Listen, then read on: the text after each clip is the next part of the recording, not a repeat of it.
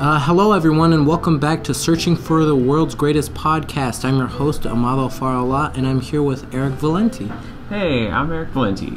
So, the prime focus of this podcast now is mostly on senior capstones, how they went through and devised them, because the whole capstone initiative is quite interesting to us seniors. Instead of going to TFI or internships Wednesdays, we work on a year-long project known as capstones to help us kind of have something that benefits our community and makes us better people in general. So Eric, why don't you tell us about your capstone?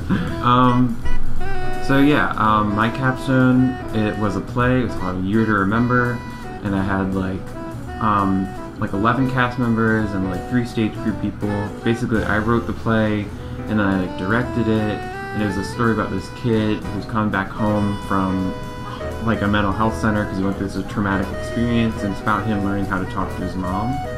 Should I just explain where the idea is?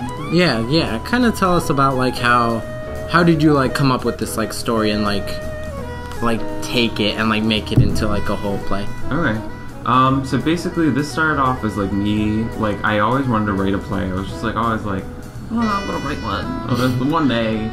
And I don't know, I always felt I was kind of lying, to myself. I was I'm never gonna write that. I don't have the initiative to do that. And then I picked Miss Bohomov as my mentor because I was she's gonna make me do stuff. I know if I picked someone else, they wouldn't have been as on it. I remember she got a memo that I wanted to be that I wanted her as my mentor. She's oh great, blah blah blah. She got right to work. It was the first Wednesday. I was okay. And I had no ideas. And then she's well, what do you want to write about if you do a play? I was well, if you do write a play. And originally I was gonna write this play based off this game called Night in the Woods. Oh yeah. Yeah. Scott Benson. Yeah. But I was gonna contact him, and I was gonna turn it into choose your own adventure type of play. I hate telling people that I was gonna do that. They're that's so much cooler.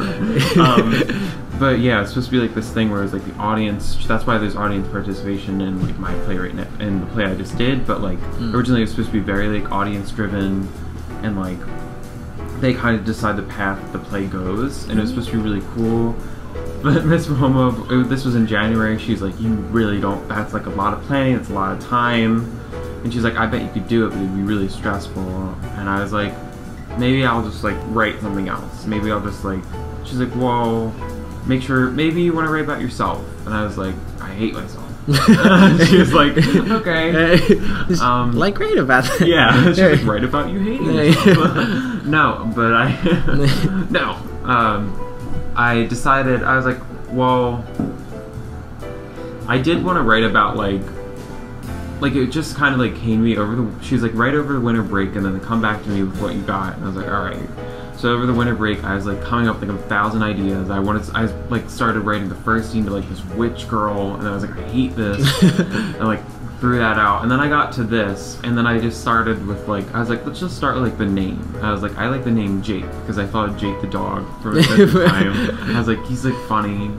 And then I just started getting really into it. And I was just why don't I do a really funny scene about a kid getting dressed? Just start off.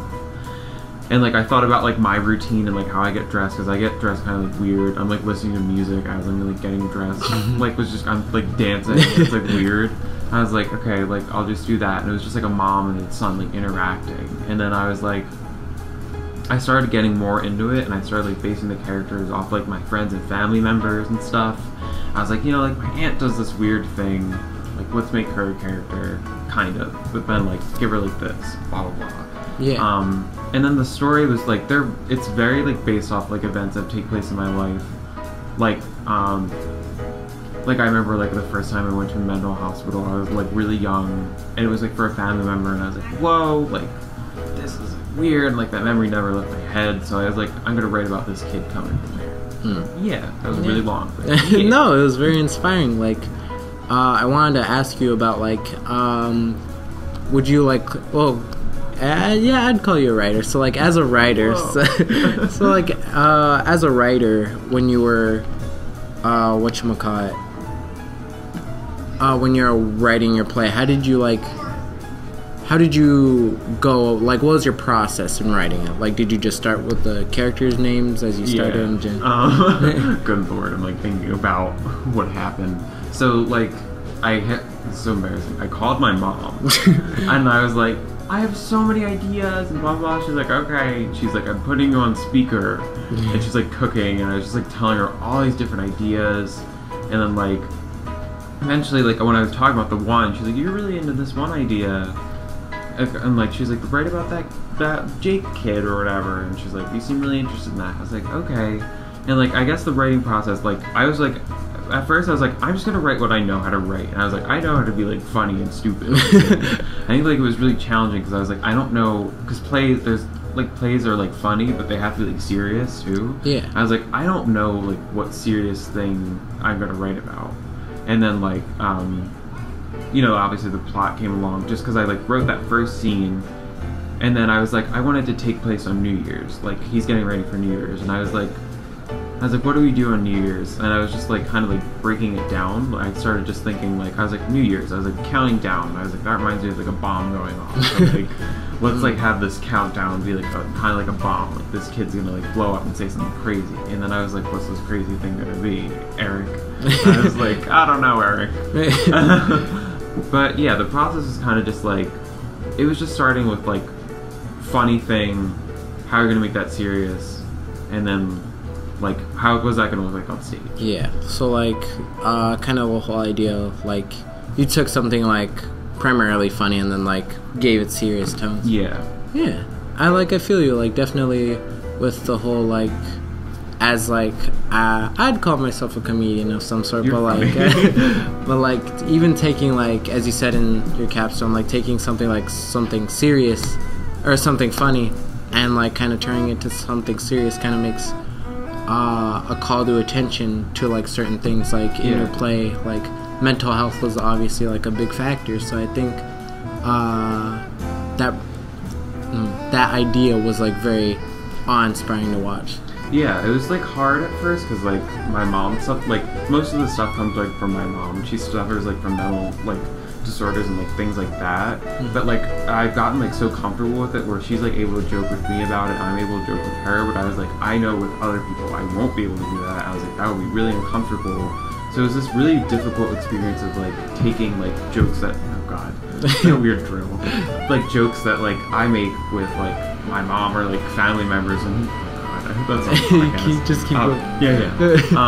Making like jokes and things that like I with my mom, and I was like, how am I gonna do this on stage without being like offensive, and like how am I gonna make jokes about like this and this and this? And it was just kind of like, I don't know, like at first it was like really offensive joke and I broke it down, which is like horrible to say, but I was like I gotta make it like comfortable. But, yeah, I think like that's one of like the kind of like growing like comedy wise and like writing wise, like I think it was definitely easier at like a earlier like time because like you could just say anything and people like, if you had a problem with it you'd be like but like now since like 2019 there's a lot of like sensitive like stuff, and it's like important to not capitalize but like initiate kind of like, alright, like this isn't okay because it's like this early, and like it's important to dissect and like really pinpoint where your comedy comes from. But I also wanted to ask you, like, since I was in your, well, I was stage crew for your play, but like when you were doing it, were there any like props, like did you have like a whole, like, how was like the final vision, like what would you say what it was it like 100% like it, or was it like our so like another thing, when I was talking to Miss Pahoma, she was like, you need to realize like, you know, a lot of like stuff, we don't have play stuff here. She's like, we have like Digit stuff, we probably like got permission, all this other stuff.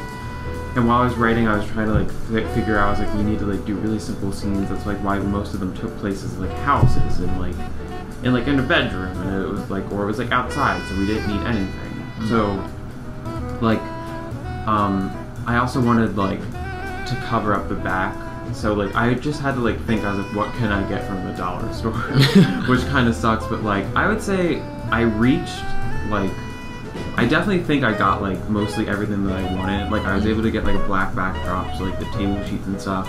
I was able to get a couch, which was like a main like object for like like a staple. Yeah, it was like a staple thing throughout the play, and like I just wanted to like get that homey vibe,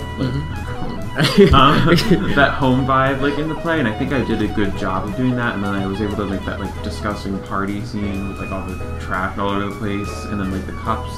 But like the thing that was running through my head was like I only have like $50 that I'm gonna be able to spend on this. Yeah. But like, yeah, I was trying to like stay on this budget, but I think I did reach what I wanted to do. And just to wrap up your thoughts, so like making the play in general and like everything with the capstone, like what would you say was the biggest thing you got out of this? Oh jeez. Biggest thing I got out of this, I think. So like I'm not gonna like say any names or anything, but I had a lot of people like telling me like you're not gonna be like. I had like when someone was like reviewing my proposal, like I was expecting 20 people and like 60 came, which is great. But like I was expecting 20 people, and like the teacher that was reading it over was like, I don't think you should expect this many people to like come. Don't think you should expect this many people to audition.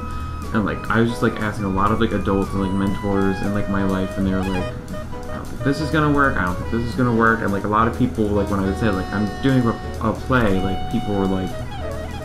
They were like kind of make this like, oh, like really, like you want to do that? Like you think people are gonna like be interested in that?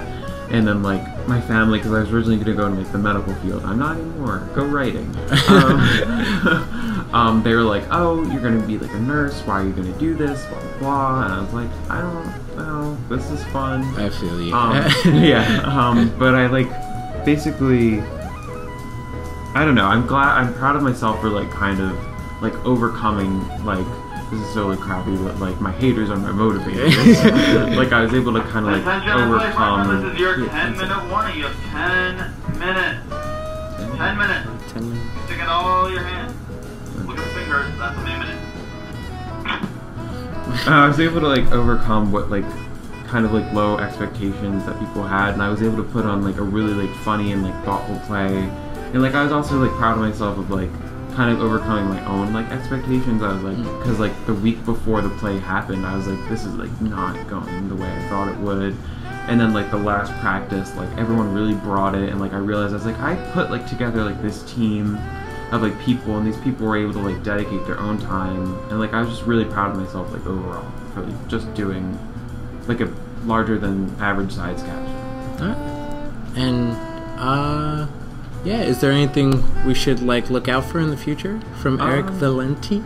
I just like at the end of the play, like people were like, "Oh, sequel," or whatever, and like I know people were like joking, but then I like did start like coming up with an idea for like a sequel, and I like started like thinking of 4 different versions. I was going this whole thing in my head, so like yeah, I expect. Hopefully another play, like, if you ever meet me again sometime in the future. I'm gonna write another play. I mean, I'll see it. Like, probably the next time I'll see it will be Broadway. I was stage crew. Alright, thank you so much, Eric. Yeah, no problem. This was awesome.